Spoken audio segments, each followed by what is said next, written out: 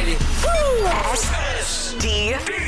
SDP, the Steve Dangle Podcast, with your hosts, Steve Dangle, Adam Wilde, and Jesse Blake. Let's go!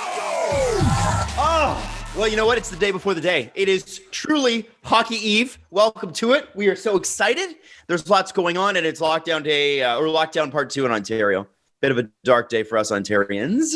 But there's hockey coming, and there's help coming, and there's entertainment coming, and we're very excited about that. We are on our first 2-episode week of the year, and we will be this way until the end of the first week of free time. So, yeah, it's gonna be forever. Long go here. I think probably the end of July, guys. Oh yeah, that might bleed into the next season. Yeah. So yeah. Well, because July is going to be ridiculously action packed. I'm going to take this off. It was a cool idea to start. Mask on, man. It's okay. We'll end of July, because we got the expansion draft this year too. We get to talk about which marginal prospect I care about this time, and the draft and free agency and the Stanley Cup final, all that fun stuff. July is going to be great, but screw all that. It's January. We're about to kick it off. That's right. Let's go. Lots to do today, including we're going to go through the North and West divisions and our predictions for that. We've obviously got to talk about Evander Kane, Willie O'Ree, and Hailey Salvian will join us in about 40 minutes to talk about the Flames. And of course, also the NWHL, because that kicks off very, very soon. Big tournament, big hockey rights. And Hailey, as you know, covered the NWHL for a long, long time. So we're going to kind of get a bird's eye view of what that means for that particular league. Yes, Jesse. And a new podcast. A new podcast? That she is her new podcast. Yes. That's right. Hailey and Ian Mendez. We're actually going to have... We have a big lineup this week. Jesse actually said that charts are stupid last episode. Not just charts and robots and computers and everything. Wow. So Dom Lecision will be on to refute said evidence. You did book him? Oh, God. That's so good. We've also got Ian Mendez coming on to talk about his new role with The Athletic and his new podcast with Hailey. And there's a lot going on. So I just can't. Dom versus Jesse is going to be huge. That's a heavyweight bout. We're talking about logic and reason versus the word no. It's going to be amazing. No. The embodiment of no. No with a beard. Just Steve, heads up. Your gain is a little high on your microphone, my friend. Oh, my bad. It's okay. My bad. Here, how's that? Listen, it's the first episode of the new season. We got to be, we got to tweak a little. Now, sorry, I cheated on you. I was doing the Curious Competitor podcast with Connor Carrick yesterday. So I'd have had to adjust my settings. Did you guys compare leg sizes? We didn't, because we didn't want to be like, hey, look, one is large and one is tiny. Yeah, so, fair enough. Now, tiny and also hairy. Going forward, we're going to be doing the show on Mondays and Thursdays, just so you know. From now on, it's Mondays and Thursdays. Expect our shows because that's when they're happening. When do we record them? In the afternoon. So if you message us Monday morning and go, where's the show? Because it hasn't been recorded yet. So it's not going to be on until Monday nights and probably Thursday nights. So just be ready for that. Set Adam on a Tuesday. Yeah. Also, let's throw this out there. We, unfortunately, because we did not do a show yesterday, did not get to mark a very special occasion. Jesse. After review, the call on the ice. Sens, we got a goal. Oh, I can do better than that. Ladies and gentlemen, happy birthday, Wes McCauley.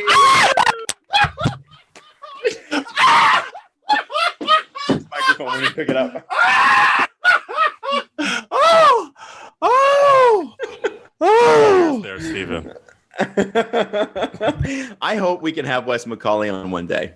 I don't know how we would do that. I don't think that's a hard get. You think Wes McCauley's a hard get for an interview? 3 emails, we'd have him on the show. I think less. Yeah. I think we need to get Wes McCauley on the show. Oh, my hand. Happy birthday, Wes McCauley. You've hurt Steve's hand by making him slap the carpet in fake laughter. Oh, God. My God. No one irrationally dislikes Wes McCauley more than Steve Dangle. We don't quite understand it. It's not that I dislike him. I think he's very important for the sport. I just think the bar is lower in hockey. Let's talk about it. So anyway, happy birthday, Wes McCauley. And you know what? Listen, there's lots to be excited for this season. Lots to be pumped like what? about. Well, I mean, listen, Joe. Give me Thornton one on the top example. line. Give me anything. I'm excited to see Joe Thornton skate 15 minutes a game. I want to see how that's going to work On the top line. on the top line. I want to know how that's going to possibly happen. Well, did you see he was on waivers? You know what? I didn't see that. I saw that Corey Perry was on waivers. Oh, sorry. You could see how I get them confused all the time, though. So what's Two players who are always confused for each other. What's the story there? Because there's somebody that there's obviously an inside joke here, and if you're not on Twitter all the time, you don't catch this stuff. But I'm seeing a lot of are there people like that? Corey Perry remarks. What's going on, Steve? Like what happened? Here, okay. So let me pull it up, and I will say I hold no ill will toward this person. I was just very caught off guard by his tweet. Oh dear, he had to issue a response. Ooh, he said Joe. This is Michael Tracos. Sorry, of who does he write for now? Post Media. Joe Thornton is on the Leafs top line while the Habs carry Corey Perry, my God, is on waivers. What am I missing here? And that tweet has 1,000 likes, 114 retweets, and 174 replies. So he didn't get ratioed too hard. There's a little bit of ratio in there. What is he missing? I don't understand the tweet. He's going, Joe Thornton is getting an opportunity on the Leafs top line. Corey Perry is put on waivers. What am I missing here? Basically, because I guess the implication is Corey Perry is either not going to make the Habs or barely going to make the Habs. He'll be on like the taxi squad or something, whereas Joe Thornton is immediately getting an opportunity on the first line. Who was this? Who did you say? Michael Tracos. Didn't Corey Perry score a couple goals in the Stanley Cup final too? He had a fantastic Stanley Cup final. I think here's the thing with Corey, like, aren't they trying to don't they want him to be maneuverable between the taxi squad and stuff? Like, he's clearly a vet. Like, I don't know. That's probably what he's missing, right? Fan? Like, is he a Leafs homer? Tracos, I think he's a Leafs writer, but I think he writes nationally. And I will say this, I have heard among Toronto media, one of the best hockey players. Of the media? Yeah, supposedly every time there's like a media game somewhere, he just wrecks. Like he's just supposedly. It's not like I've ever been in them. We'll put Jesse in front of him, see what happens. Yeah, let's see if he can get past the amazing Norris defense. That's what we always call him.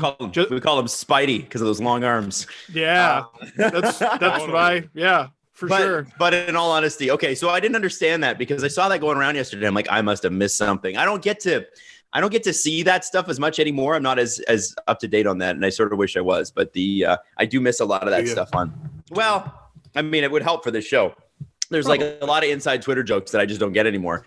What we do need to do is go right into the division. So we've got the Honda NHL West Division. The division looks like this: Anaheim, Arizona, Colorado, Los Angeles, Minnesota, San Jose, St. Louis, and Vegas. Not to be confused with Las Vegas. Guys, who are your teams coming out of this? There are 4 teams you can pick. What are they going to be? I'll go first. Every World Cup or every Euro or whatever it is, they always, what do they have? The group of death, right? They have the one group you don't want to be in. Sometimes the World Juniors has that. This is it. This is it. Because there are 4 spots and 3 gimmies. You could give me almost any combination of any 7 teams from the North Division. There's 3 locks here. Vegas is making the playoffs. They're elite. St. Louis is making the playoffs. They're elite. Colorado is making the playoffs. And frankly, if they don't win the Stanley Cup, I'm dying to know how. They're far and away the best team in the National Hockey League when healthy. Yes, they lost in 7 games to Dallas in overtime, but that was the only game Michael Hutchinson lost for them in those playoffs. They won 2 of 3 with Michael Hutchinson. If they had one of Grubauer or Francouz, I think they might have won the cup or at least made the final. So it's those 3, lock. Then you got a bunch of, you have 3 California teams that did terribly and missed the playoffs last year. You have Arizona, who was very up and down, and they made the playoffs because of the bubble, and they ended up, I think they beat the Preds, and then I can't remember who Oh, it was Colorado. Ended up rolling right over them. And you got Minnesota, who's like basically the definition of mediocrity. So to me, for my Sportsnet video, I picked an upset here. It was a surprise to us, and I think to a lot of the National Hockey League, how bad the San Jose Sharks were last year. So I'm betting on them this year with a long layoff, with an improvement in goal, granted not a very large one. Who is that again? They got Devin Dubnyk to go with Martin Jones, two struggling goalies who at least get to split the net. Mm-hmm. Erik Karlsson has had a long time to get better. Brent Burns, like Vlasic, that's an old team, and they've had a lot of time to cure what ails them. So I'm going to pick the San Jose Sharks because I have a hard time believing they got that bad that fast. I think they'll be in there. Jesse. I'm looking at the division here, and I don't know if I agree with Steve Dangle on how much of a lock three positions are. You're giving a lot of faith to the consistency of the NHL, and I think year after year we prove the NHL proves to us that parity is king, and that randomness when a bouncing puck is bouncing around on ice will prove to be the winner. So, with that being said, I'm going to take Arizona to make the playoffs. Good pick. I liked what I saw. I almost picked them. I liked what I saw in the play-in versus the Preds. Big, I didn't have them winning that series at all, and they did it. They've since lost Taylor Hall. Mm-hmm. Are we sure Taylor Hall is the impact player we think he is? Because there's somebody who's Buffalo this year. There's somebody whose stock just drops every year. So, since 2017, Jesse's not wrong. Where's the not wrong? So, okay, all right. Colorado, going down the list alphabetically is what I'm doing. Colorado, I think, is definitely a lock for a playoff spot. Probably they're my pick also to win the President's Trophy. I don't think that's a hot take at all. I think a lot of people would have them as front runner. Totally. Then we have Los Angeles, Minnesota, San Jose, St. Louis, Vegas. So out of that group, Steve had Vegas and St. Louis as locks. I'm going to take Vegas as a lock because since Vegas has been a franchise existed on Earth, they've dominated the NHL. So I'm not going to bet against them. But St. Louis, there's always a surprise good team who ends up bad. And I don't know if it's just I see too many pieces missing from 2 years ago Stanley Cup and maybe just 2 years a little older. But I'm going to pick the Los Angeles Kings to sneak in there as the fourth team in the division to make the playoffs. St. Louis will not make the playoffs. Out of your mind. Out of your mind. We'll see what happens. They're predictions for a reason. Oh boy, that's rough. I'm not sure who that fourth team is, but I'm not ranking St. Louis as number one coming out of those bottom extra teams that I don't see making the playoffs. So I'll defend Jesse on St. Louis Kings, buddy. You're on your own. But it's St. a Louis toss-up between the Kings and the Wild is what I was going to go with, and I stuck with the Kings. So yeah, I think the Ducks got better. I don't know how much. The Blues. So they lose to the Vancouver Canucks, and a lot of us were surprised. It was sort of a glossed over story where.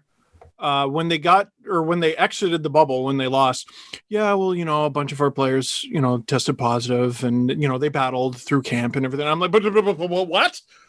Like they actually sort of kind of cited COVID as a reason why they may not have won. Which Doug Armstrong said 20% of the players? Yeah, that's a wild thing to A, say, and B, be true. Yeah. So if it was a factor in the bubble, my Lord, I hope it's no longer a factor, but you can't rule it out. That's a terrifying thing, man. It's interesting that you went with Los Angeles, man. That's crazy. But I'm betting. I like the Kings. Betting on them. Drew Doughty's a good kid. All right. So he's a good kid. Now, okay. So again, you look at this like who's the lock? Face. Who's the lock and who's not? Face.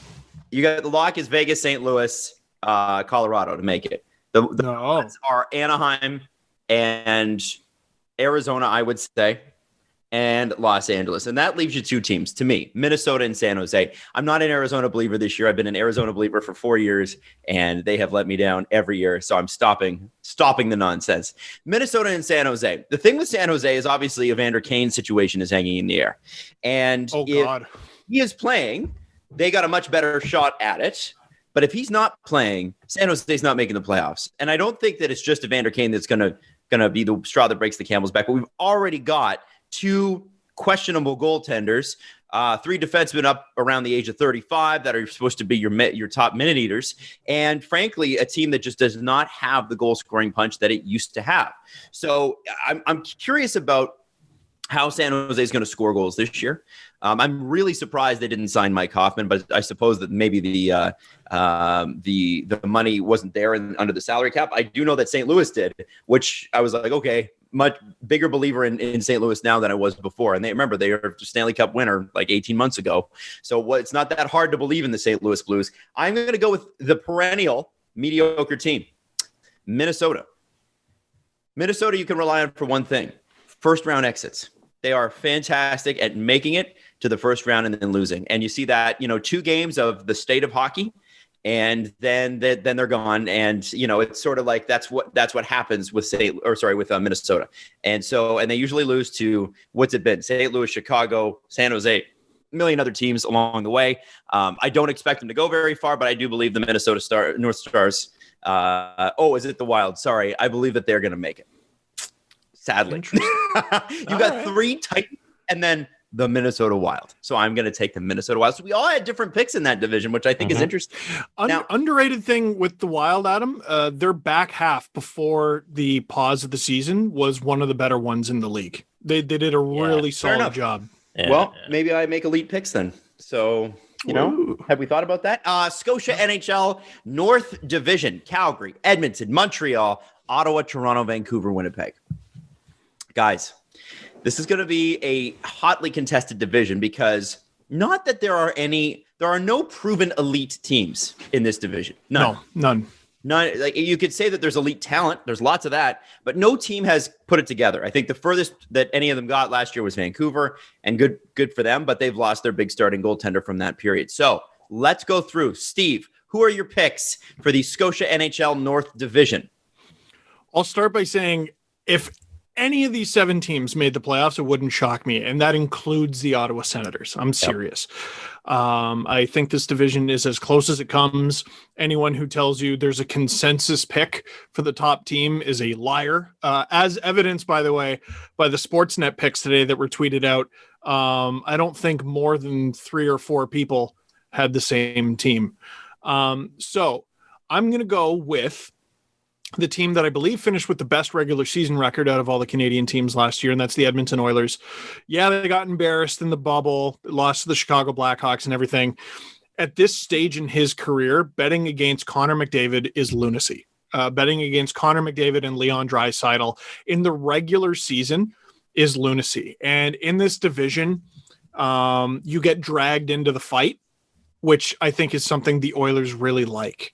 That should have worked against the Blackhawks. It didn't, but 9 or 10 Battle of Albertas. Yeah. Sign me up for that every time. Second, I'll go with Calgary. That's why it's going to be such a slobber knocker of a division. I think Calgary, I've always talked about their biggest weakness being a lack of identity. Their biggest weakness on a lot of nights was Dave Rittich was a Vezina goalie, followed by he's just kind of an backup. And now he's backing up Jake Markstrom. Yeah. Like what an enormous upgrade. You get kind of a Cam Talbot trying to, restore his career versus Jake Markstrom, who's coming off like MVP caliber goaltending. So both Alberta teams get in. I am going to say Montreal makes the playoffs. They had a horrible regular season last year. Horrible. Even if I hadn't seen their performance in the bubble, I think I would still probably have them in the top 4. I might have someone else instead. We'll get to them later. But they just made really good upgrades. The Anderson contract is atrocious, but whatever. This is the first year of 7. We'll worry about year 7 in 7 years.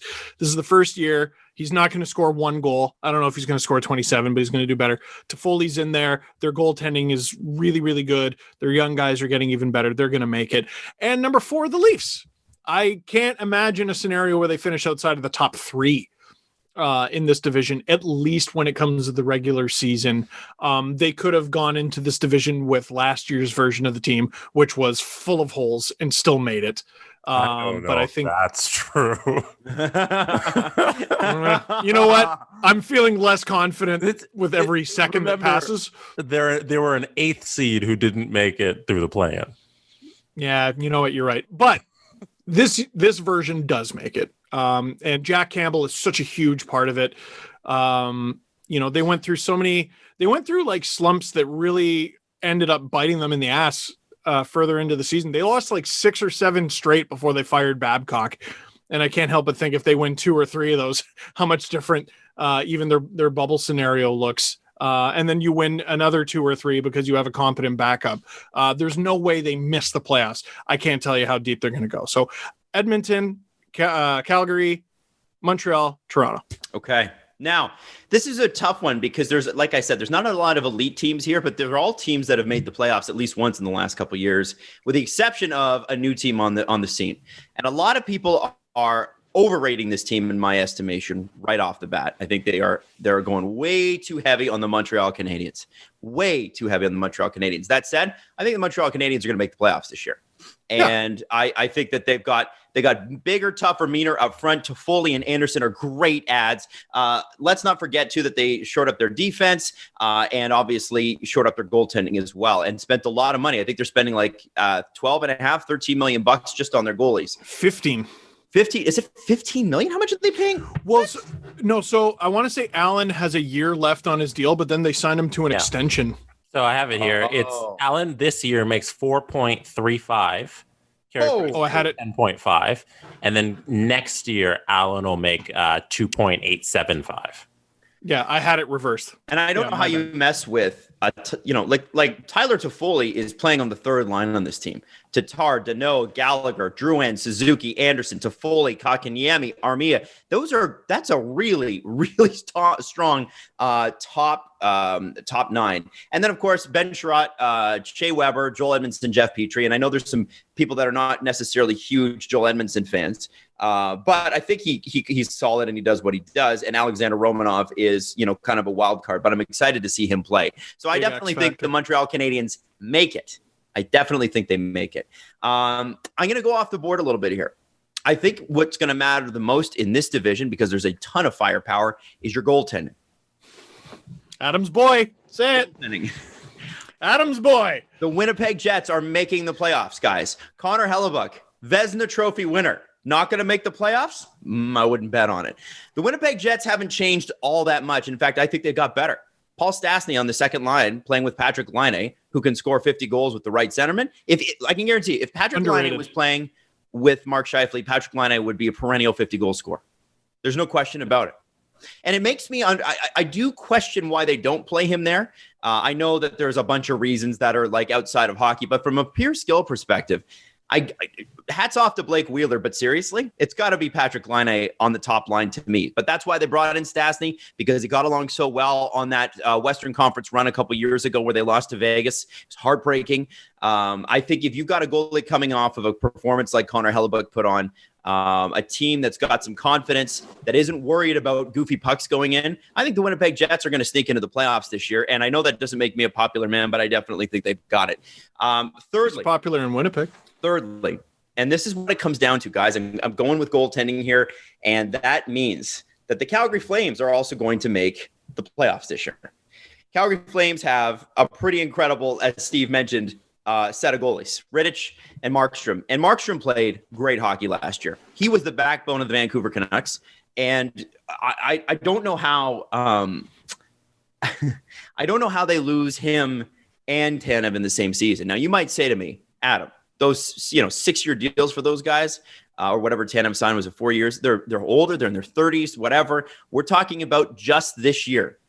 We're talking about older guys who had a ton of rest, and just this year. And just this year, Markstrom and Tanev make Calgary so much better. This is a team that needed, I don't know what was wrong with Calgary other than, they had some fluky goals go in and that sort of thing, but they just for whatever reason, the last couple seasons, there was, I don't know if it's an attitude or a culture or whatever, but I think what Chris Tanev brought to the Vancouver Canucks is the kind of thing Chris Tanev will bring to the Calgary Flames. I think he's going to be a leader in that dressing room, and he's going to set the tone and make them a little less afraid. Do you know Even when he loses a step, he'll have value. Yes, 100%. It's a mentality thing. It's like Joe Thornton, right?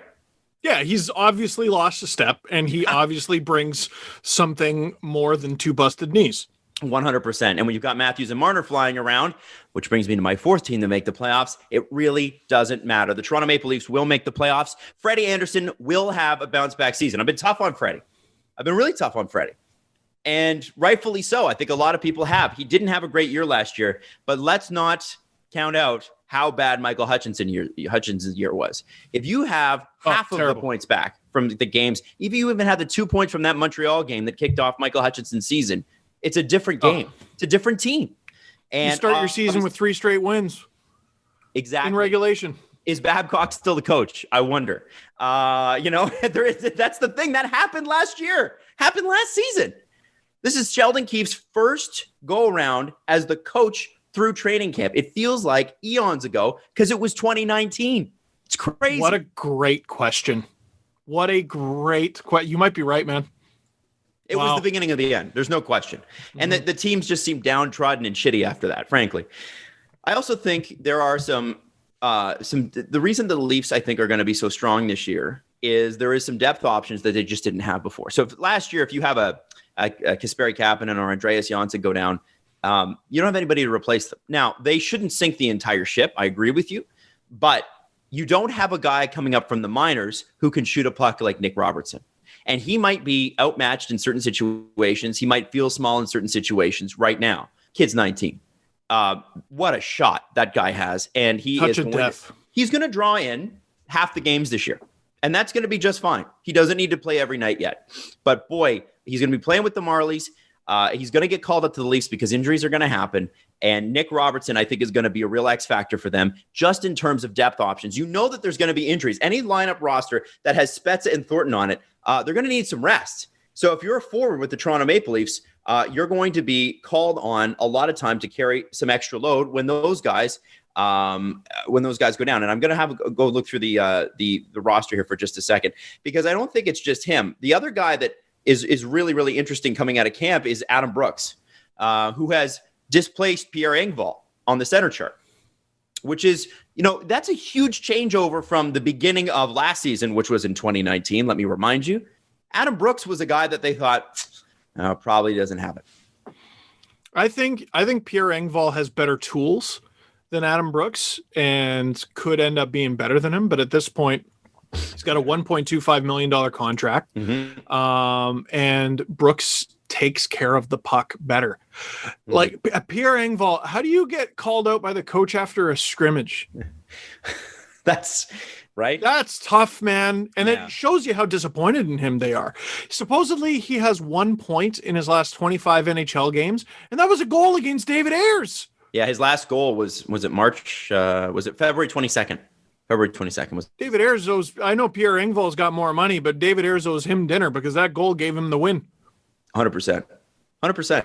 So I think the Toronto Maple Leafs make it. Now I know people are like, you're freaking crazy. The Edmonton Oilers not going to make the playoffs. I'm surprised, man. So here's the thing. I don't have a hate on for Edmonton. I think it's going to be a battle all the way to the end.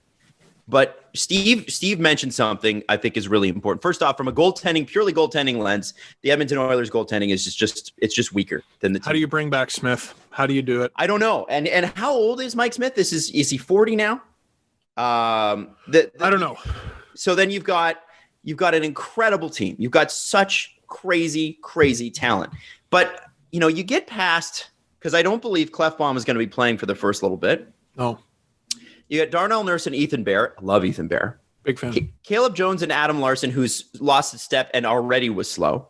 And then on your third pair, and this may be the Toronto Maple Leaf fan in me, but Chris Russell and Tyson Barrie, both guys who are horrendous in their own zone. Like you couldn't have put two guys less effective in their own zone on the same team. Like it's just it's almost Goodbranson Johnson level. Like it's such a bad. This is not a good pairing. Now Dave Tippett's a great coach. That's a fire drill. That's a fire drill. Now they probably won't get a lot of defensive zone starts, right? As we know, the issue I have is for Tyson Barrie's sake, who's going to get back for him? Who's going to wheel and turn around when he pinches on a 5-on-5 situation? I understand he's going to be great in the playoffs. Sorry, in the playoffs on the power play with McDavid and Draisaitl. Like, oh my God, what a dream scenario for a guy like him.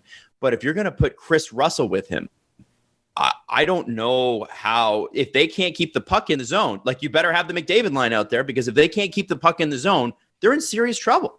People are talking about Barrie like he's a Clefbaum replacement on the power play for sure. Absolutely. Like he's great. He put up 40 points in like a terrible season last year. He can do it.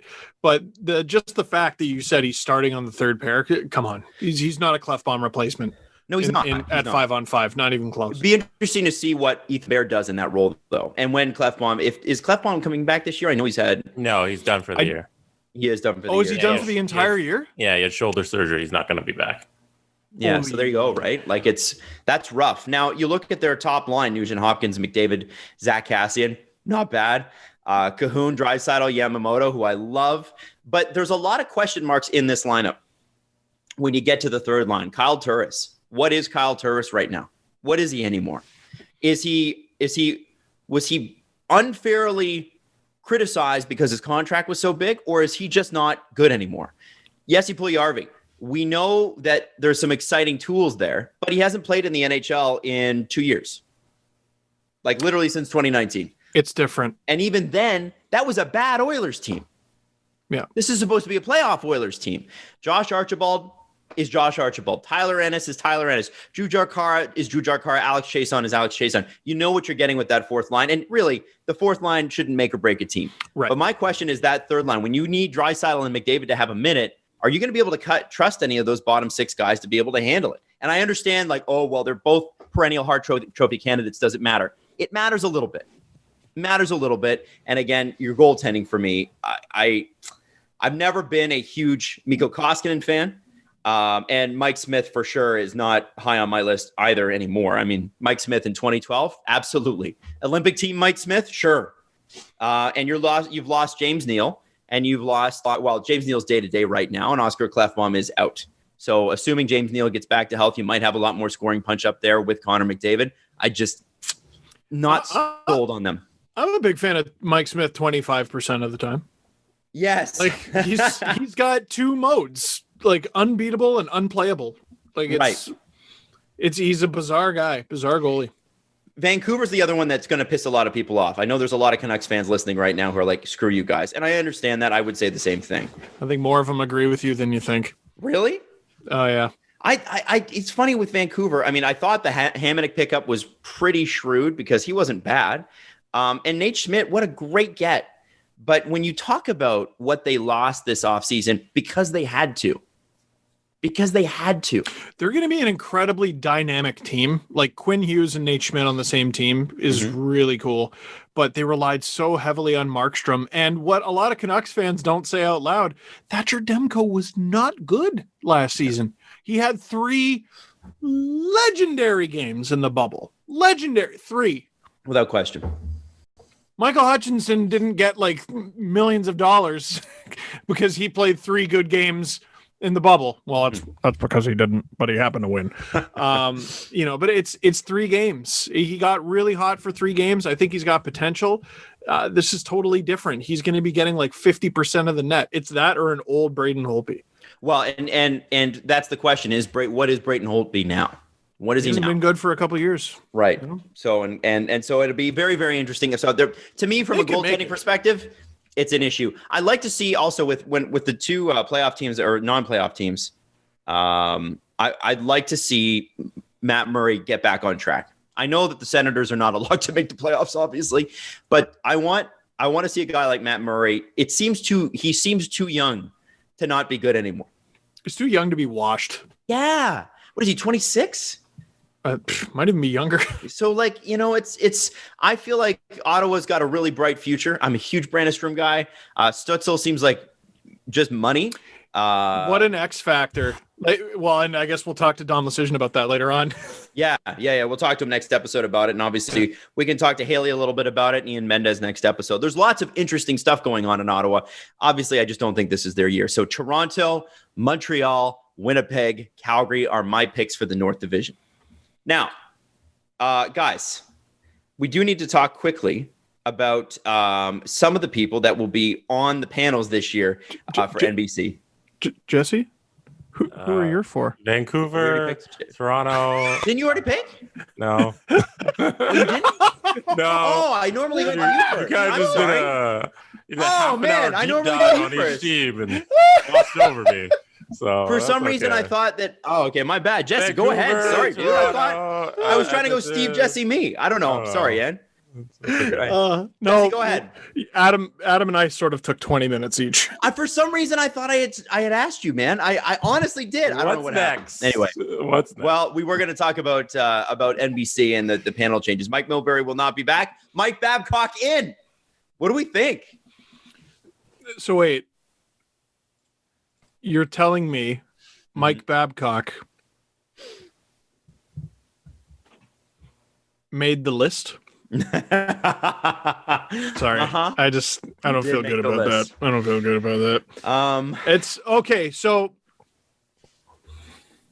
I'm torn on this. I think we can all agree that like Mike Milbury's that ship sailed. Yeah. We're done here. He got kicked out of the bubble, frankly. Mm-hmm. Right? Or did he voluntarily step aside? I don't know how that worked. I don't even remember what he said. That was several decades ago. He said he compared it. He said, he said, it's quiet in here. Isn't it like a college women's hockey game? Yeah. But then he said two things. I want to say that was the first. Wasn't that the first one? Yeah, the other thing he said was he was like, he's happy the guys are in the bubble because they won't be distracted by women.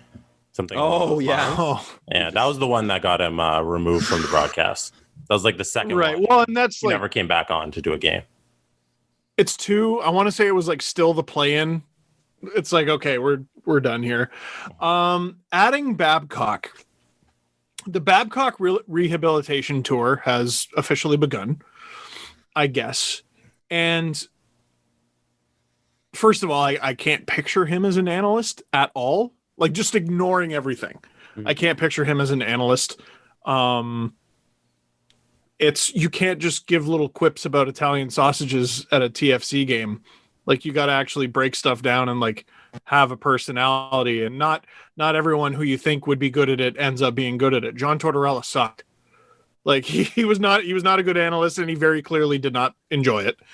But on the note of the Mike Babcock rehabilitation tour, does he deserve what does he deserve? Does he deserve to coach again at some point? Does he deserve this sort of gig? Because there are people out there who would say no. And there were people out there who, as he was, being basically publicly shunned, there were people out there going, well, that happened to me my entire upbringing, like my entire hockey career. So, we shouldn't be criticizing him for that. He shouldn't be fired for that.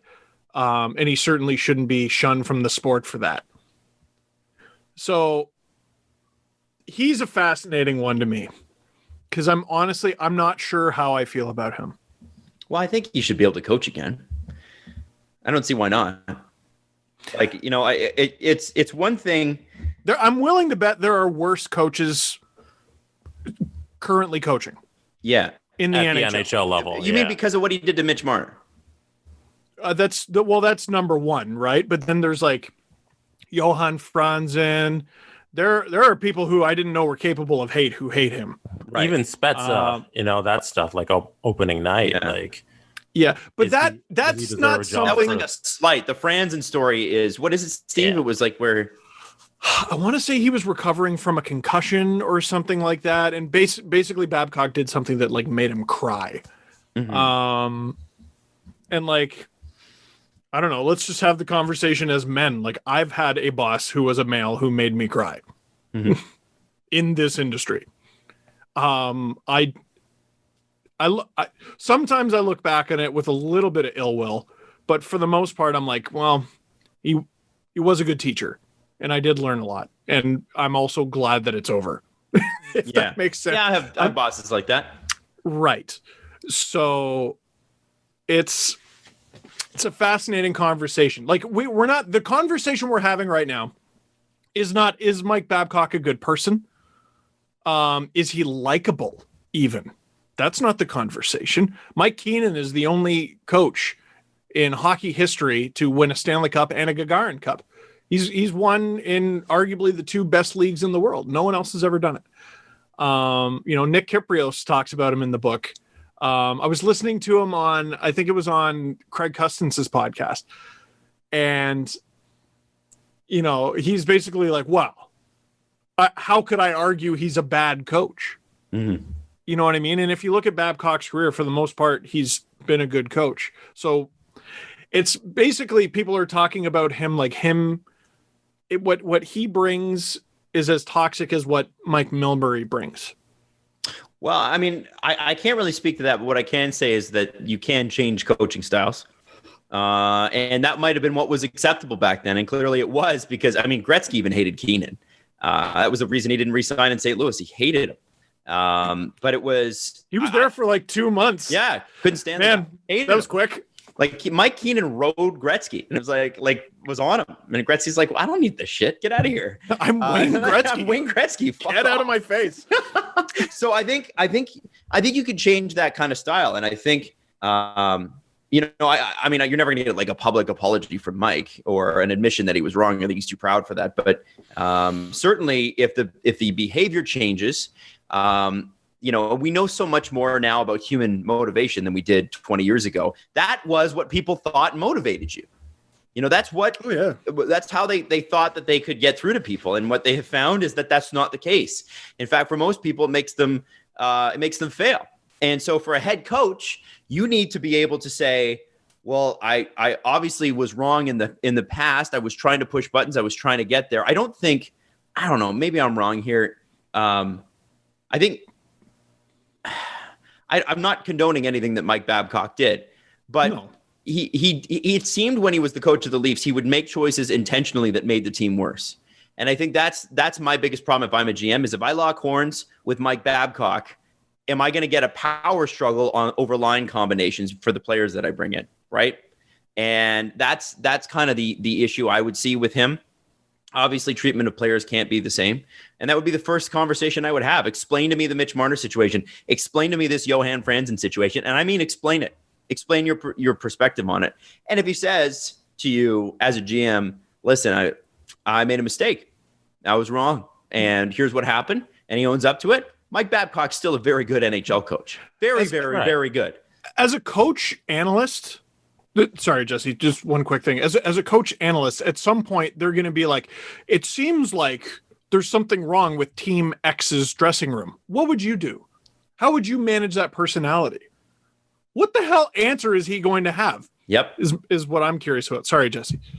Do you guys not take anything away from the fact that we're sitting here over a year later after he was fired and he still doesn't have a job in the NHL? Do you not think somebody, if he was like open to take a job and like people wanted him on a team, he would have that by now? Well, from a purely financial perspective, whatever NBC pays him goes on top of what the Leafs are paying him. Mm-hmm. If he goes back to the NHL, he works for the same amount of money. Right. So there is that. I also think I feel like he cannot go back to the NHL until he does something like this. I think teams are probably waiting for the heat to cool down a little bit on Babcock, for the public to warm up to him again, and for fan bases to warm up to the possibility of he might coach your team. He's not done. He's not an old man. No. Either. No. Like, I think back to the 16-17 season, and we had, and this is when this all happened, right? With Mitch. We had nothing but praise for him, because the results were amazing. And I want to say he was a nominee for the Jack Adams. He was. We all praised his coaching style. And now in hindsight and with new information, it's like, okay, sure, he got the most out of that team, but at what cost? Mm-hmm. Well, there's a point at which Law and Order just becomes a swinging fist, right? Where you can overclamp, and I think that's what he did when they stopped performing or when he stopped being able to get the most out of the team. Instead of just letting them loose, he clamped down even harder, and that's when you start to lose people. And coaches have an expiry date, and we know that too. I think he coaches again, but I think he's got to prove that he can connect to millennials, because that's the majority of the NHL players now.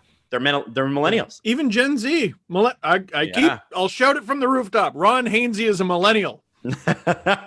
He is. Yes, he is. He is. Joe Thornton is like 2 or 3 years removed from being a millennial. I think he's one of 2 or 3 Gen X's in the league still. So he's got to decide whether or not he wants to do that. So Mike's got enough money that he never has to work again. So we'll see. The Boston Bruins are welcoming Willie O'Ree's number, or retiring Willie O'Ree's number, to the rafters, number 22. Finally, it is sort of funny. I was thinking about today the way that baseball has honored Jackie Robinson. And Jackie was a star. And Willie O'Ree wasn't a superstar player when he was playing, but the breaking of the color barrier is pretty much the same.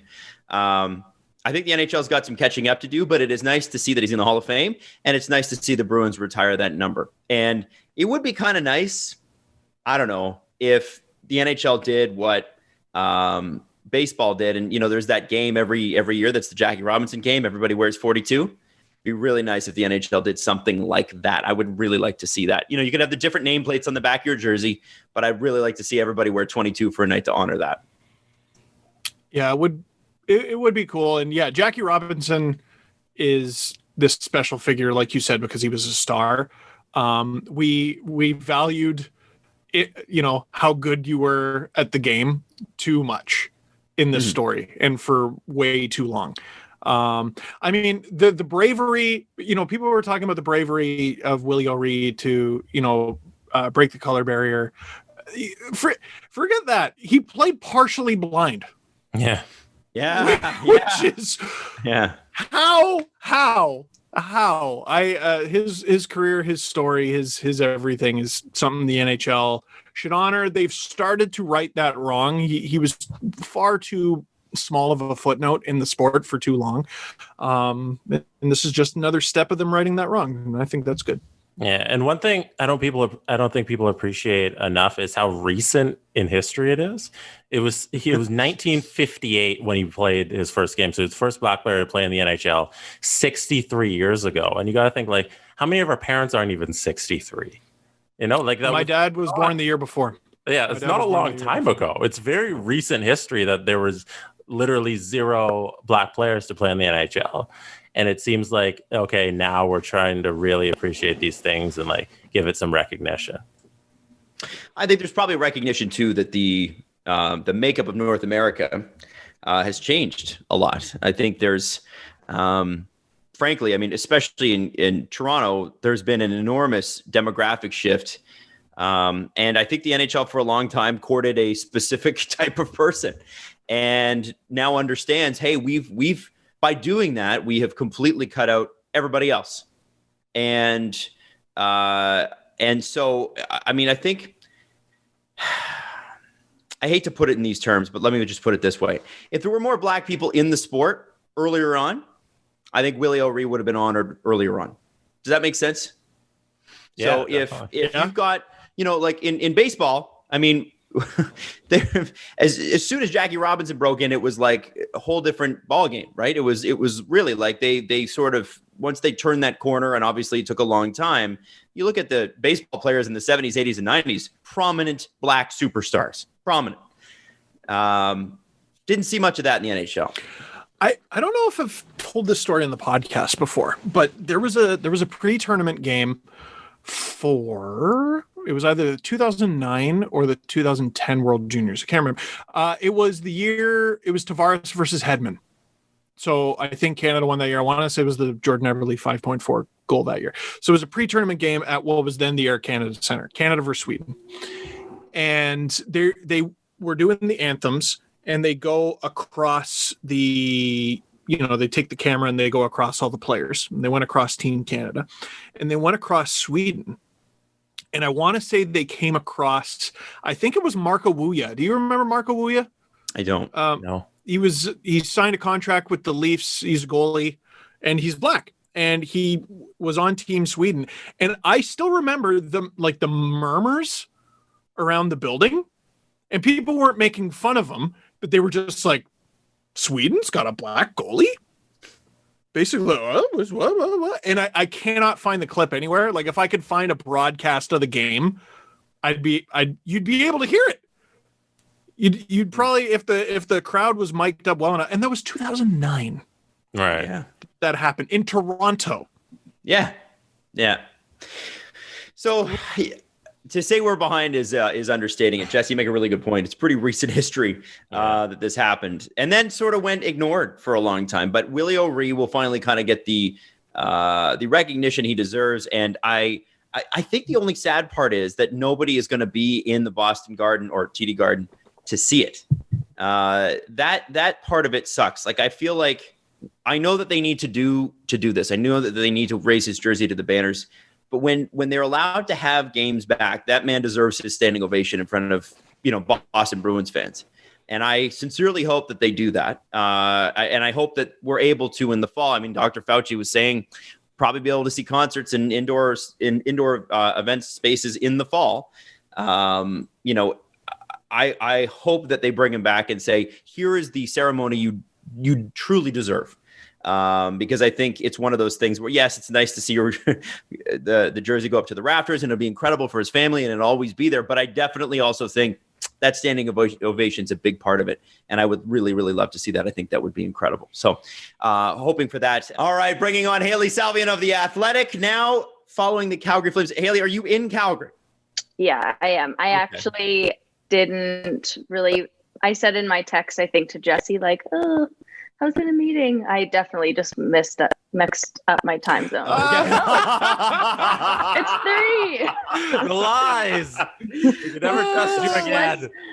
I was in a meeting, but I also didn't realize that it was 3 p.m. Right. For you guys. Eastern Standard Time. That's right. Yeah. Sorry. We'll make sure to make that next time. So it's 1:00 there in Calgary, and obviously, hey, you just started this you're in Cal. What do you think of the city? Because I've lived out there. Want to know what your thoughts are.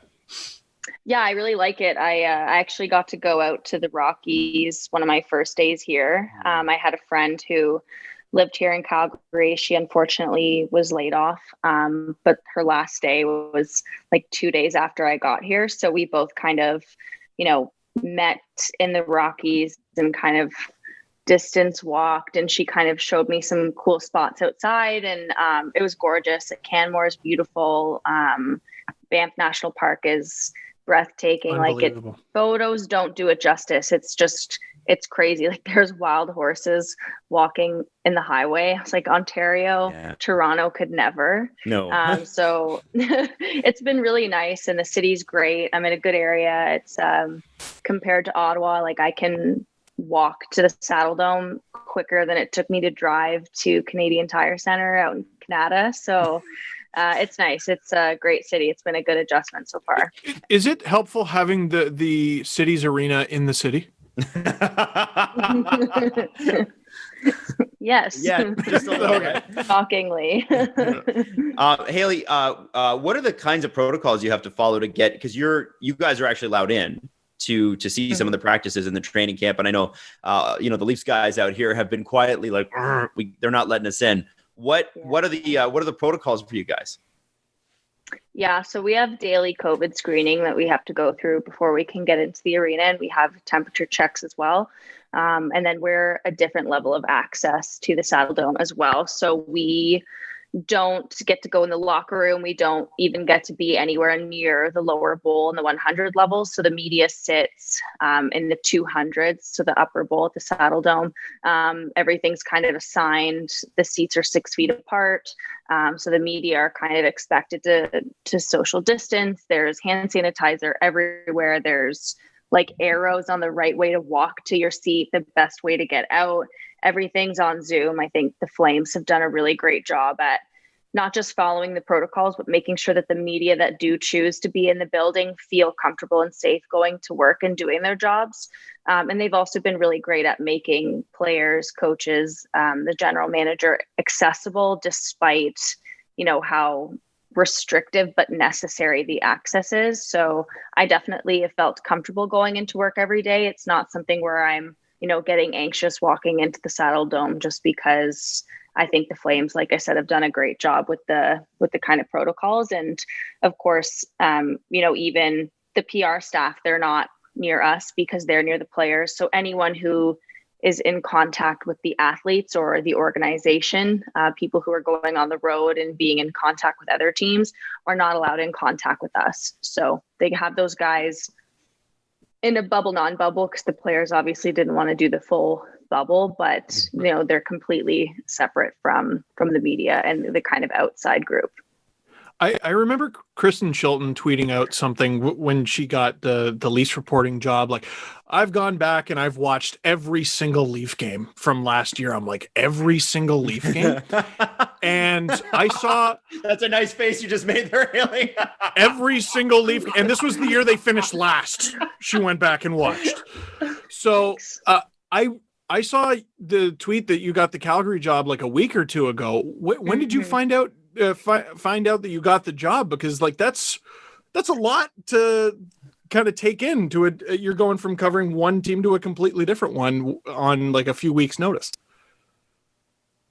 Yeah, I didn't have enough notice to certainly go back and watch every single Flames game from last season. Didn't have enough time for that kind of prep. No, I didn't watch every single game. I will say I have always kind of been a fan of the Flames just because, and obviously I covered Brady, and I think the style of game that Matthew and Brady play, I think it's great for hockey. So I have found myself watching the Flames in the past, specifically when it comes to the Western Conference. You finish work, you're done the Eastern Conference game, you turn on, the Flames, Canucks, whatever it may be. So I did have experience, obviously, watching this team, but it's different going from watching as just a hockey fan to a critical eye. So, I didn't have a ton of time to do lots of prep, especially because even when I did find out, which was probably about 3 weeks before training camp was expected to start, we didn't know if that would be pushed back. So we didn't know when the announcement was going to happen. And I also had, this was a really big off season and a really big season for the Ottawa Senators. So I didn't want to just leave our Sens subscribers and Sens fans high and dry. Like, okay, bye, my replacement's coming, but not until this date. So I was trying to get as much Sens stuff done as possible while also prepping for the Flames, while also trying to move across the country, while also in a pandemic. So it was, it's been a time, but I think it's been good. In terms of prep though, like I don't go back and watch full games, but if there's like players and stuff that I'm interested in, my colleague Scott Wheeler kind of helped me out with this scouting service that he has, and I'm able to kind of filter different players or different line combinations, different special teams, different games, and like watch the shifts. So it's a really fast tracked way of scouting the team or the players. So if you want to do a story about Johnny Gaudreau, you don't have to watch every single Flames game to do that. You can just kind of go in and watch every single shift that Johnny was on the ice or a specific game and watch specifically Johnny. So that's been very helpful in terms of helping me learn a little bit more about the way that the players are on the ice rather than just looking at underlying metrics or, goals, assists, plus minus, and then kind of advanced analytics. So watching shifts has been much, it's very helpful and way less time consuming than watching full games for sure. So with the Calgary Flames, and we were just talking about them about an hour ago. So the Calgary Flames are, this is a big season, right? This is a big let's go for it season. Tanev, Levo, and Markstrom all coming over from Vancouver. What are your initial thoughts on the Flames? What do you think their season hinges on? Like, this success or failure hinges on what? Yeah, that's a good question. And I think there's so many things like that with the Flames. Like you mentioned, it's a really big season for them. And I think there's still kind of the ultimate question of, what is this Flames team? Are they a contender? And that's part of what really attracted me to the Calgary Flames in terms of a career move. I think in terms of, who's their X factor, things kind of hinge on X player. I honestly think that it depends on what kind of camp you're in. I think there's probably a lot of people who are putting a ton of pressure on Jacob Markstrom to be the guy that helps them get over the playoff hump for the first time in a long time. They haven't made it to the second round or further in a really long time, especially with this core group. And a lot of people have kind of said, goaltending's never been an issue in Calgary, but it hasn't been like their marquee strength. Like they haven't had a true number one like Mika Kiprusoff since Mika Kiprusoff. So I think a lot of people have kind of put that on Jacob Markstrom, and you certainly see that in the 6x6 contract he signed. Like that's big boy money, for lack of a better word. And you kind of expect a guy making that much money to be the guy that's going to backstop you and help you have a deep playoff run. But I also think that this team is kind of going to be not just one line or not just one player that things kind of hinge on. I think the Flames this season, Brad Treliving made a ton of offseason moves to really bolster the depth of this group. And Jeff Ward has spoken a lot about, it's not just one guy. We're not doing line 1, 2, 3, 4. That's for the media and the fans to say, look, who's on the first line. For them, they want to roll 4 lines. They want to have 3 impactful defense pairings. So I think you're going to see more of the guy being the guy who's rolling, or the impactful line is the one that's rolling. So one night it could be like Matthew Tkachuk was the X factor. The other night it could be Rasmus Anderson, Elias Lindholm, Johnny Gaudreau, Sean Monahan. So I think this team has kind of changed their mindset from this is the core to, we're going to have to rely on everybody to get us there. I know it's not the sexy, like this is Matthew Tkachuk's year, but it really seems, at least from the first, couple weeks that I've been here, that this is a group that believes that they have the depth to have a different guy really gaining some traction and rolling that they can rely on. And then everyone else kind of, supporting them and just really being able to roll a deep group to the playoffs.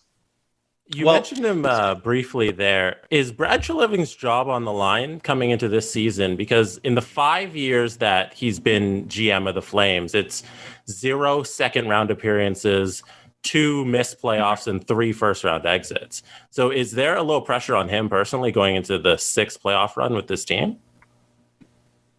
I think that's a good question. If memory serves me, I think this is either the last or the second last year on his deal.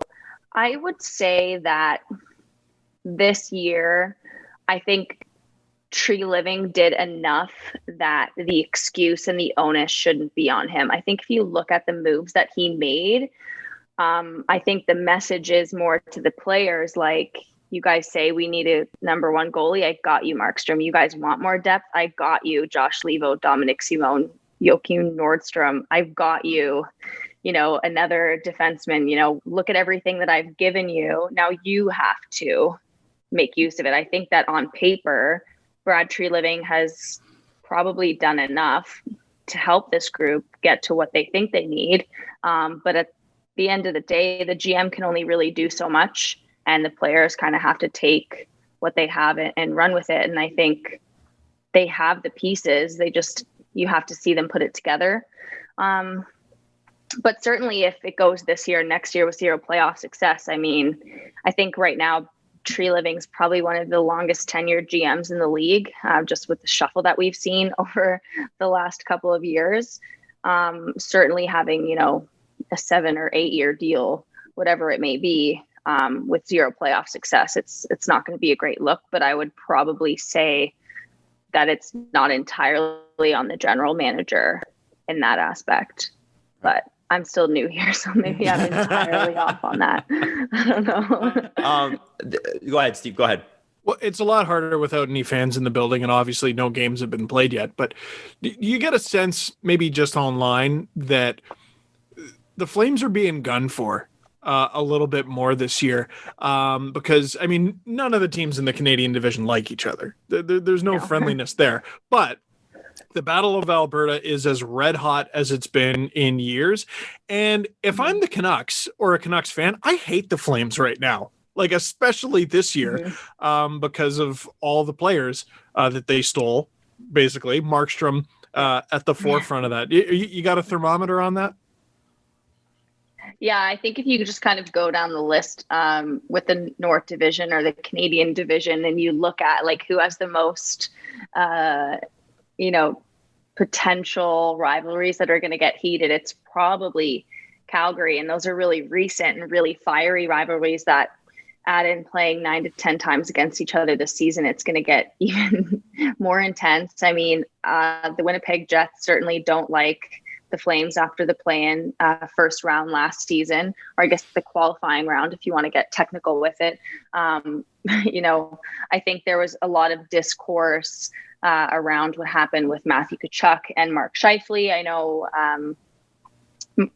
Matthew and Mark, I think, spoke over the summer, and I think the people on the team, maybe except for the coach, don't blame Matthew Tkachuk for that. But certainly Winnipeg Jets fans despise him and are going to want Winnipeg to destroy Matthew and the Calgary Flames this season, and they play 10 times. So you can imagine how intense that playoff series got. Now think of it, they're playing 10 times in a shortened season, back to back at some points. The Battle of Alberta needs no introduction. That's going to get pretty intense.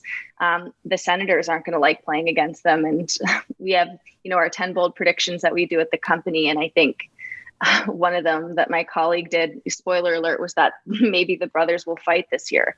No. I think Chantel would be really angry about that, but I think you're going to see a lot of heat between the Sens and the Flames.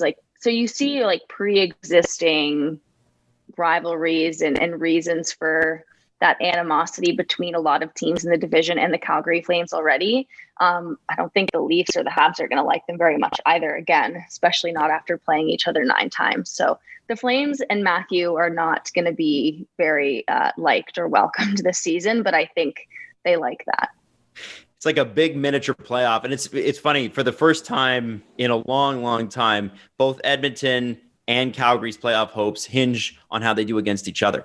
And based on how that goes, let's even if they split it, it's going to be it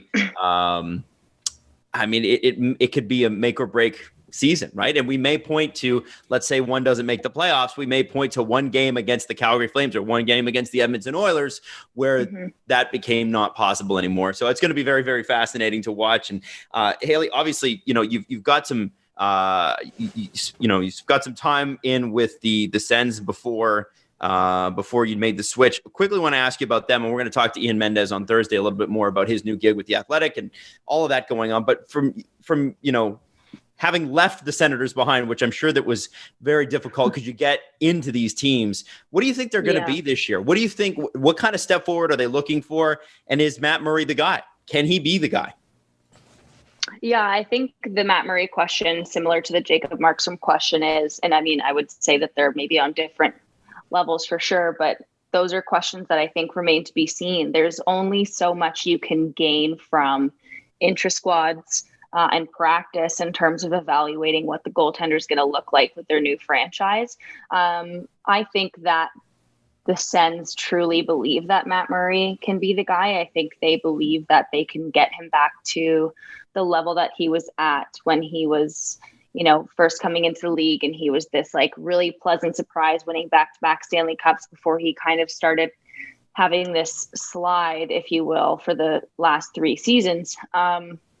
I think that there is stylistic and mechanical things that the Sens will need to work on with Matt Murray to get him back to that level. He's always been really great at reading the game. He's a really smart hockey mind. He's obviously big as well. You hear a lot from people about how it's hard to find holes. He just fills the net. So a lot of times it seems like guys are shooting and it's just hitting Matt Murray in the chest. Or whatever it may be. And a lot of that has to do with the way that he fills the net, but also the way that he reads the game to just get in the way of the puck.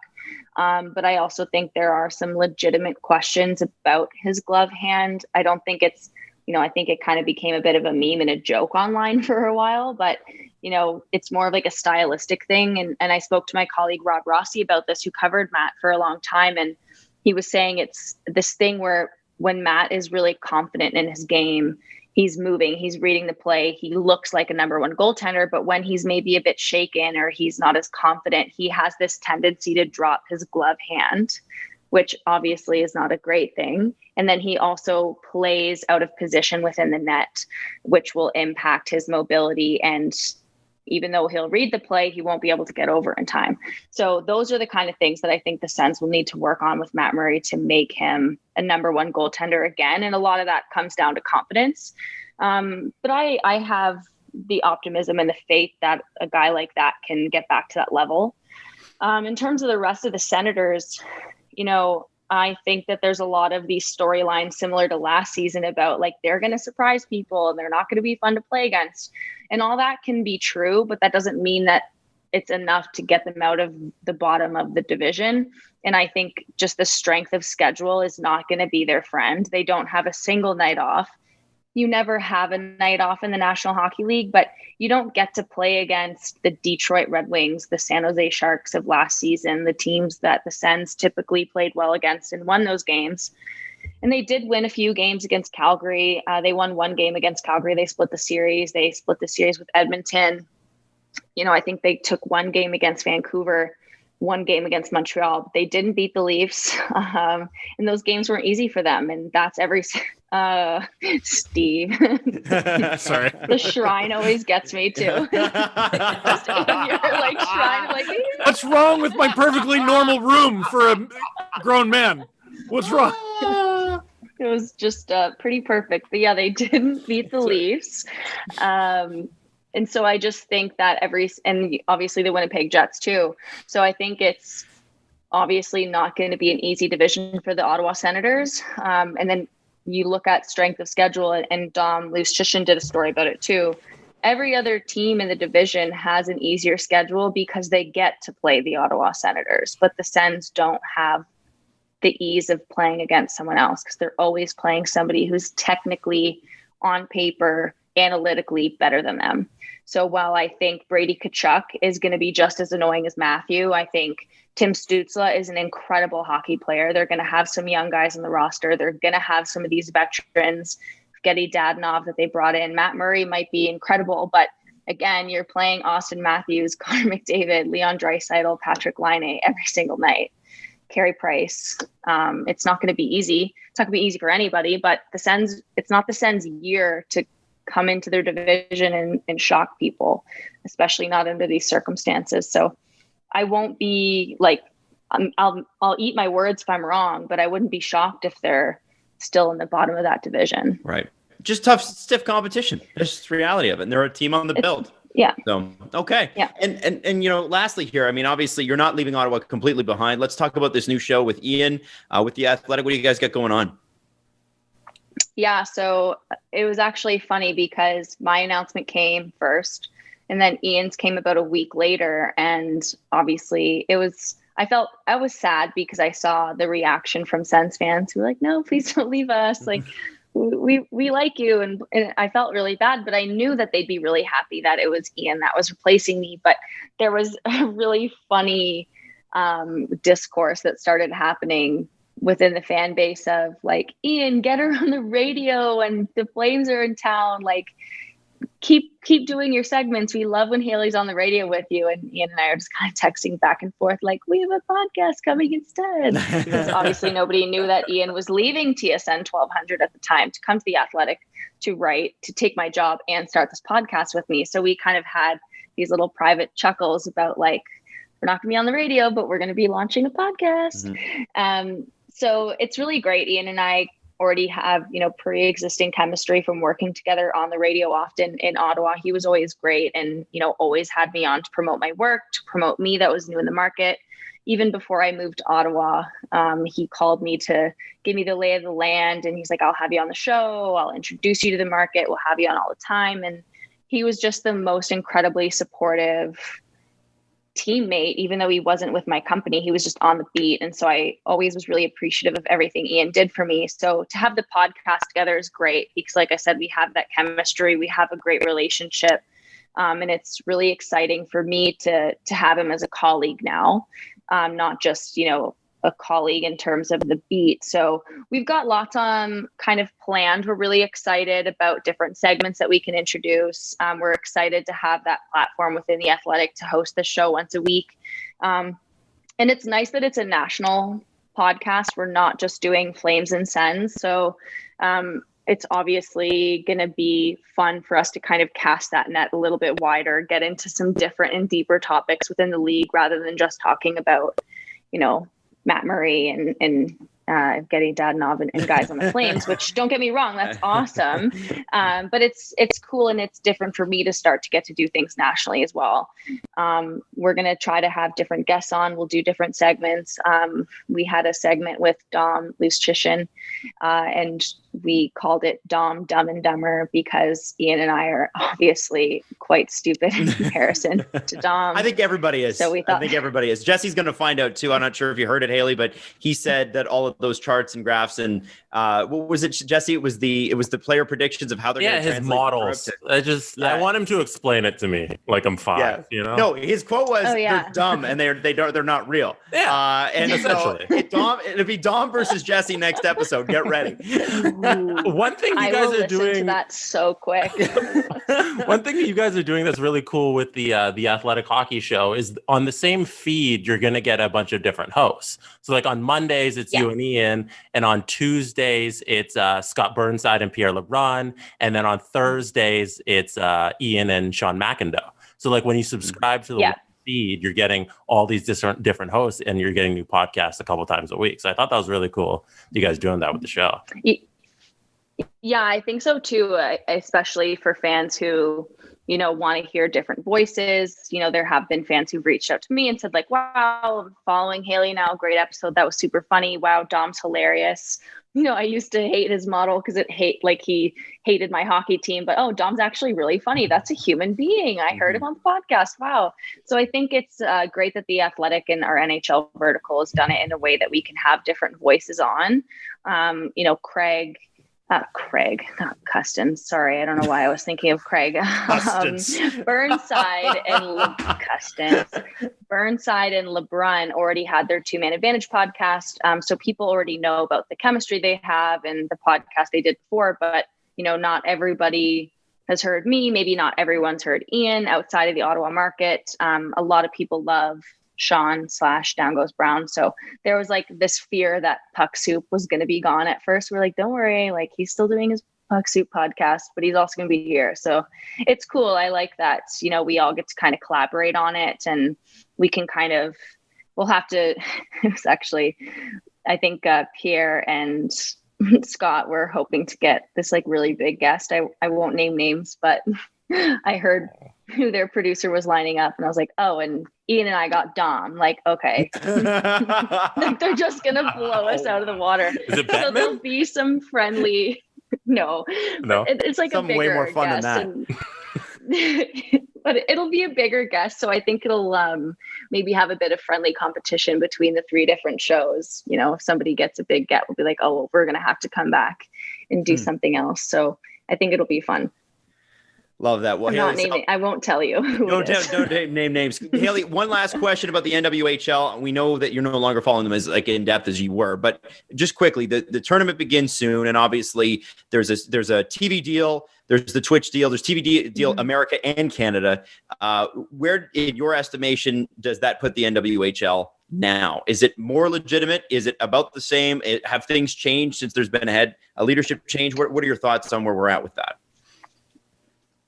Yeah, and it's something that I hope to start getting right back into. It's been obviously difficult this last month just with the move and balancing the 2 different beats, everything that's been going on. So that's something that I've kind of taken upon myself, is like I really need to be better at making time for the National Women's Hockey League, the PWHPA, women's sports in general, because that was always a focal point of my work. And it'll continue to be once I kind of get settled here in Calgary.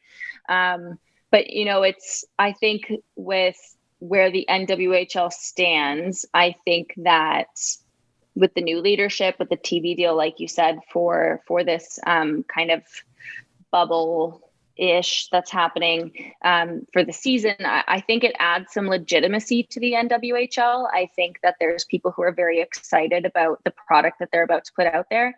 But in terms, again, it seems like the same old story, but I just don't think that changes anything where the PWHPA players are concerned. I don't think that what the NWHL has done is going to be enough for players like Hilary Knight or Mary-Philippe Poulin or Kendall Coyne-Schofield to say, hey, you know what, never mind, let's just erase everything that we've been saying for the last 2 years and go jump on board. I don't think it checks the boxes for what they're looking for. And that's fine. You know, I think people have been critical of both sides, but I've kind of gotten to the point personally where I feel like we're getting to this environment in the women's game where it doesn't matter what either side does. You know, everyone's kind of comparing them and arguing about it. And I think that it kind of does a disservice to the women's game to continue to pit them against each other. I think that we should just, regardless of your personal opinions, it's women's hockey, and there's going to be women's hockey on TV for the NWHL. And that's amazing. The PWHPA, one of their groups, is playing against a high school boys team, and those are being streamed online. And that's also amazing because those women are getting a chance to play. I just think that we should start to just support the game in a different way. I just think it gets a little bit exhausting when everyone's just yelling and fighting over it all the time. And obviously that's an environment that's been created because the two sides don't agree. But I think as, you know, fans or analysts of the women's game, we can maybe just support the women's game and just see where it goes. That's kind of where I'm at. I don't know. You're talking about something I'll that's get yelled at for that. Well, see, you're talking about something that's real there, because like I saw the sweatshirts and I want one, but I keep thinking, I'm like, am I gonna make some people upset if I get this? You are. Yeah, you are. And that's isn't that ridiculous? Right? Because it's unfortunate, because I think that you should be allowed to personally support either side or both. I personally, as a member of the media, I cover both sides of, you know, the divide in the women's game. I'll cover the NWHL. I will celebrate the NWHL. I will cover the PWHPA, and I'll celebrate what they're doing. And, you know, I just think that it's supporting and growing the women's game. I've had conversations with people within the National Women's Hockey League who say, you know, I hope that their tour works. I hope that people go and watch the Dream Gap tour. I hope that people go and watch these players who've chosen not to play here, because it's good for women's hockey. And it's the same way, you know, if the NWHL falters, if the PWHPA falters, you have to look at it from the women's game as a whole. Like, both of them are important for women's hockey in a more grand picture.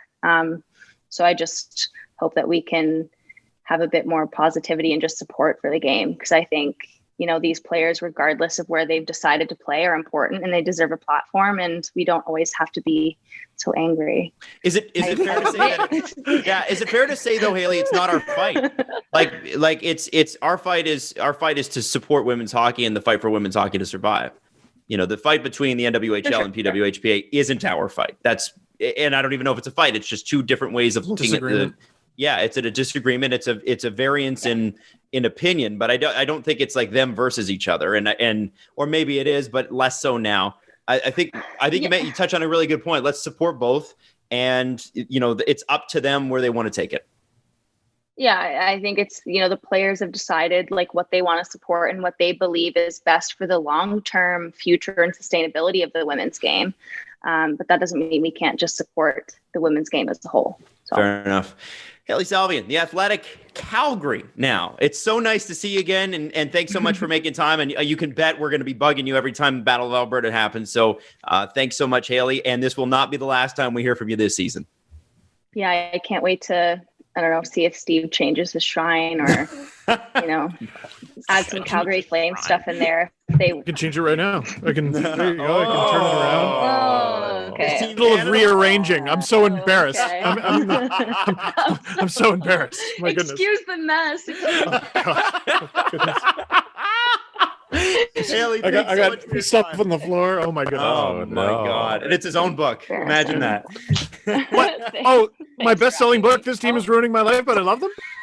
That's available in Adam, Hailey, we don't have time to tell anytime. people You it's don't have available to- in stores. We're saying you don't goodbye to have to Hailey. How do I turn this off? Thank you. Thank you, Hailey. We appreciate your time. So in a couple now deleted tweets, Eugene Melynk said he submitted a proposal to have 6,000 people in Canada, basically, for the games, for the Ottawa Senators games. Now, to put this into context for you, if you don't live in Ontario, we just re-entered extra lockdown. Like an hour and a half after he tweeted it.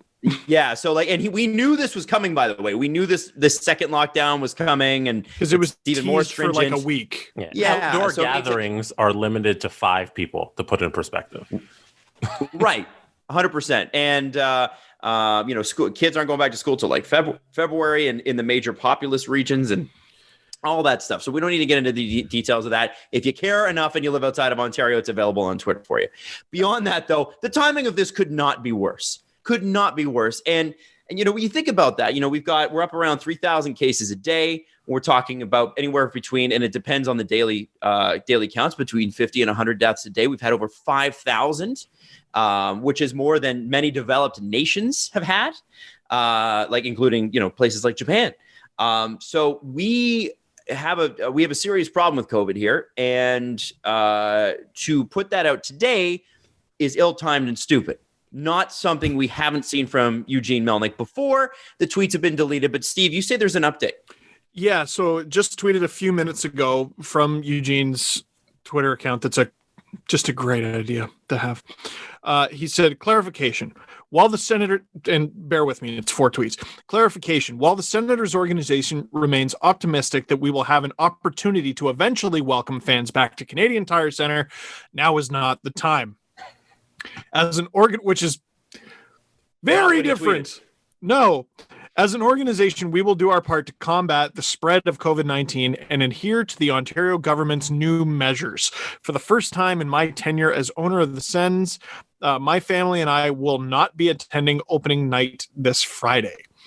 Instead, I will be joining everyone else who will be, who will be watching and cheering the game from home. We are in this fight together. Stay home, stay safe, and go Sens go. Read my full statement below. So he put a full statement on eugenemelnyk.com. Another great idea. So that is there. So when I saw that he deleted those tweets, I had a theory, and now that he's released the statement, I would like to announce my theory. That guy got a very large phone call today, and the 3 names that come to mind are: it could have been Bill Daly from the NHL, it could have been Gary Bettman from the NHL, or it could have been straight up Premier of Ontario Doug Ford saying, Eugene, bro, what the hell? Yeah. You're on Twitter, read a tweet. How do you announce that Tuesday morning when it's been advertised in the province since at least last Thursday that there was an announcement coming Tuesday morning? And beyond that, there isn't, we're a little different up here in Canada. I know there's been big pushes to open things back up in the States, despite the cases and whatever. Difference of culture. There isn't a big push here to do that. They want to push to open small businesses, even for curbside. But there's not a big push here to be like, let's get back into a closed stadium. I just haven't Professional hockey teams they're so far down the list of stuff. Right. No one's been asking for this. No one wants that. So this tweet is my sister cannot go to her day program. We're talking about the Sens and thousands of people in that building. You know what I mean? Sorry, that's the thing. It's important to me. I always get hung up on. No, 100%. I get it, man. But the tweet is pure vanity. No one gives a shit about who's at the Sens game or not. No one cares, and no one expects that the Sens are going to allow people this year. And Eugene's out here tweeting this for Eugene because it matters to him, because he would like to break even. He knows he's going to lose money this year. He said he needs 6,000 people to break even. They were losing money before. I'm not really sure why 6,000 people, would probably lose less money. But at the end of the day, I wonder how many people would even show up for that, especially for a town that doesn't particularly like him. But who's volunteering to do that in this situation? Who's saying, I'm going to get up from my bed and go to Canadian Tire Center in Canada? Why are outside of Ottawa? And this is the thing, though, because people were like, oh, wouldn't it be funny if it was 6,000 people and it was mostly Leaf fans? And I'm like, the restrictions have been so regional for so long before they made it to province wide. Like, you wouldn't be able to just drive from Toronto to go to a game in Ottawa, would you? No, you wouldn't. Drive to a region, drive from the most infected region in the country to somewhere that's 4 or 5 hours away. That's wild. Yeah. Mm-hmm. That's why it's so, listen, I don't blame him for wanting this. I don't even blame him for thinking it could be realistic at some point in the next few months. But today, Yeah. and this is what I've been saying. He doesn't listen to anybody. Anybody getting advice from any human being in the province of Ontario would know that's a terrible idea to tweet that out today. Of all days, everyone in this province has known that the premier was getting criticism for using, I think they called it game show tactics, because it was basically for almost a week now, he's been going to Tuesday. Just wait for Tuesday. I got some great information for you Tuesday. Some big information, some big news coming Tuesday. Tuesday. Like an hour and a half, like I said, before the press conference, this dude goes, we want thousands of people to come to Senators games. Use your head. How? Like, you don't have an assistant? You don't have anybody in your life who you would listen to, who might say this is a bad idea? Come on. I think he does. I just don't think he listens. Oh, so you wonder what shot the Sens have when he's screwing up things that are so elementary. That's ridiculous. Someone help this guy. Unbelievable. Also, in the original tweet, it's so I'll read the original. We should probably read that. Eugene tweeted, I've submitted a robust public safety plan that will allow 6,000 fans in the Canadian Tire Center that includes health protocols ranging from proper physical distancing, rapid testing, and mask wearing at all times inside the arena. So even within that tweet, the amount of paperwork and logistics and work that went into all of those things that he outlined there, at what point did no one say, hey, this isn't the time for this? Like, I get we want fans in the arena, but why are we working on this thing that's not going to be realistic for this season? And then somebody went ahead and submitted this to the province while they're in the middle of limiting everybody to their own house. They're like, hey, why don't we here's a proposal on inviting people to Canadian Tire Arena, even though you're going through with a plan to tell everybody to stay inside of their room. Like, at no point, it would have been a terrible idea. It would have been bad to announce it yesterday, but it still would have been so much better than right before the premier very publicly says we're going to have a stay-at-home order. Like, it just... he's not paying attention. No, of course not. But when is he ever? Are we surprised? Oh, and it's like what? Like, honestly, on the list of crazy shit that's already happened in 2021, I'm like, and I'm supposed to trust your judgment with health protocol when I can't even trust you with your judgment on this. I think I can't imagine the amount of hours that Pierre Dorion and his staff have to waste speaking to speaking to Eugene every week. Because you got to, like, this thing is GMs and presidents and stuff have to talk to the owner every week. And you imagine just it's something Brian Burke talks about. Yeah. Yeah. Like, can you imagine just the amount of, like, Pierre Dorion, inevitably one day will not work for the Ottawa Senators. He could be the best general manager in the league, and we might not know it yet. He is fighting with one arm behind his back, and he's doing a pretty damn good job with that team. He might retire to an island and we'll never hear from him again. Maybe, but I don't think they paid him enough to retire. Like, I don't think they pay him enough money. So, I mean, I got to say, they're doing a darn good job up there with that team. And I just can't imagine what those calls must be like. I have had some insights into what other owners are like. And these are owners that you don't even know these people's names. And everybody goes, they're horrible, they're awful. And all they do is tell us that we need to trade people. It's crazy. And so I can't imagine what it would be like with Eugene, but you know what? Bad timing. Bro. Is worse. That's Eugene's thing, man. That's what he does. He does bad timing. It's something like, I'm surprised he didn't tweet something out during the Capitol riots last week. That's just what he does. He's a magnet for shitty timing.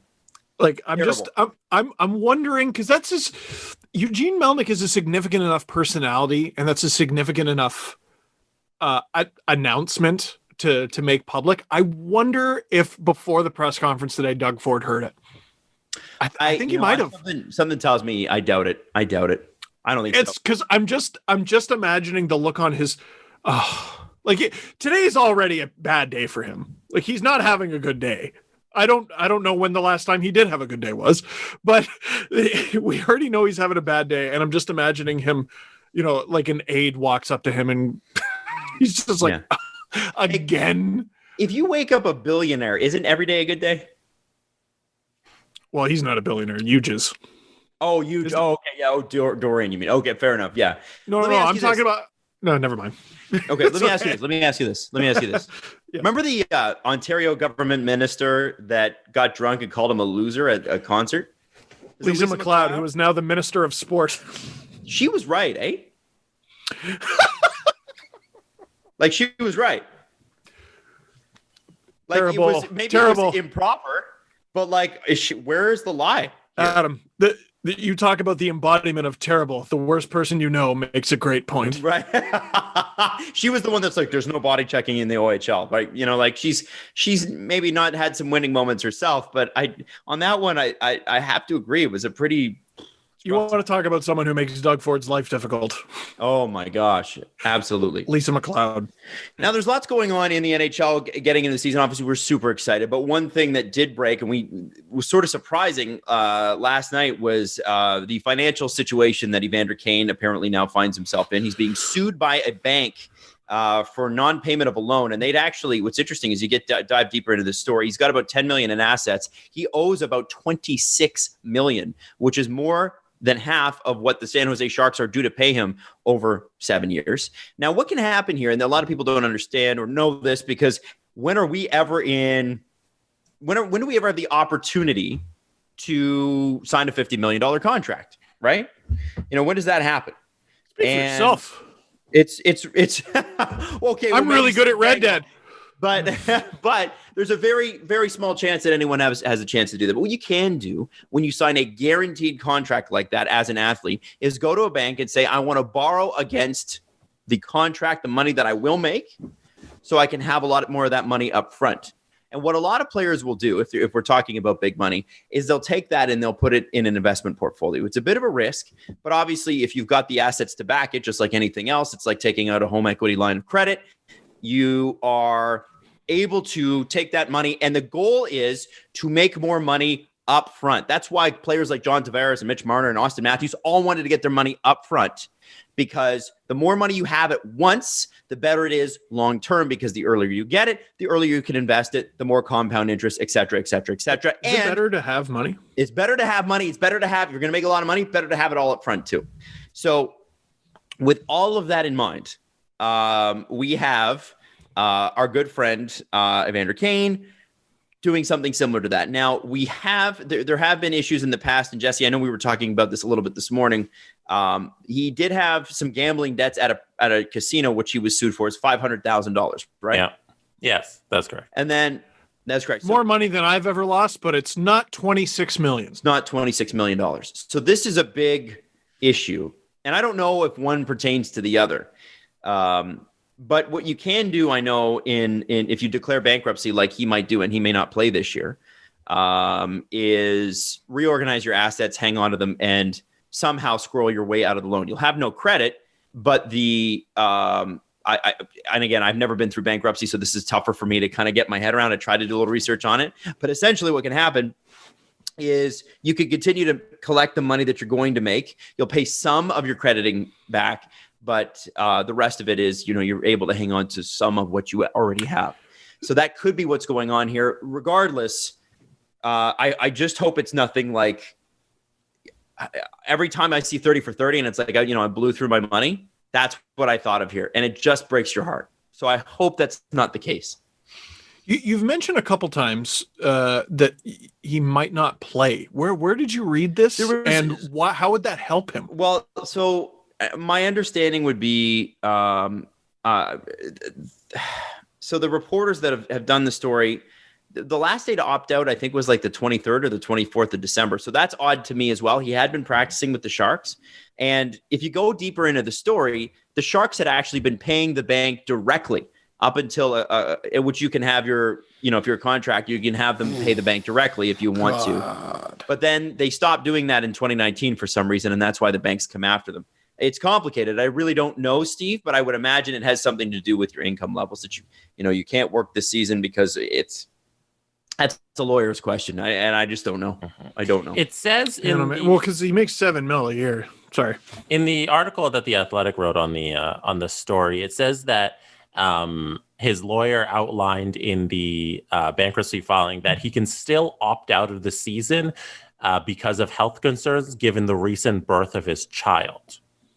So the opt-out date was December 24th, but and then his bankruptcy petition is dated January 9th, but his lawyer is still arguing that he could still opt out. And when reached for comment, the lawyer didn't clarify on how he would make that happen, but he says that he can still do it. So would they still pay him?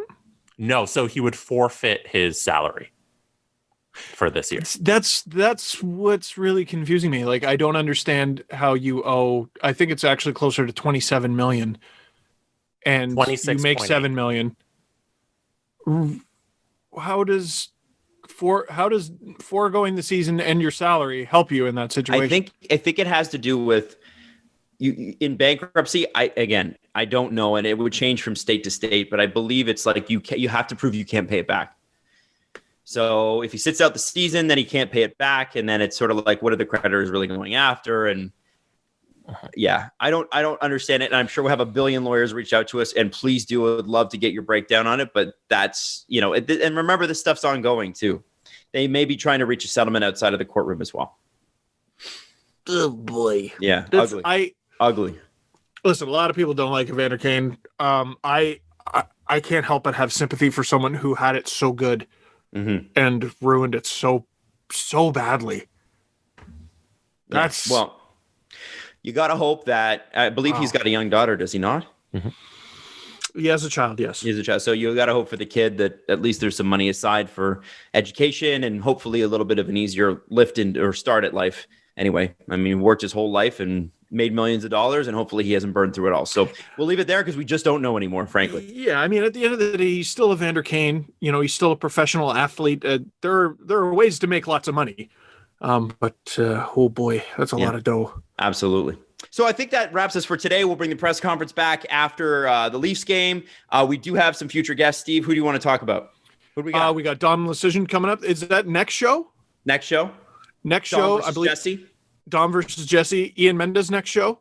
That's correct. Digit Murphy from the Toronto 6 NWHL on the 18th. And hopefully some more guests coming up. Eric Engels will also be joining us to talk about the Montreal Canadiens on Monday. Did we book Engels? I didn't know that we booked Engels. him. Yeah. Interesting. Yeah. And hopefully I think you'll be interested to hear who he thinks will win the North Division. Is it Montreal? It's not. Oh. I mean, he thinks they're coming second, but it is not Montreal. It's really surprising. So anyway, if you want to hit us up anytime at youtube.com/SDPN. We love you, and we will see you next episode on Thursday, 48 hours from right now.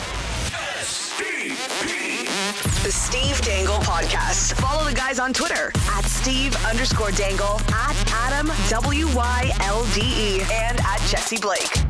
Connection complete.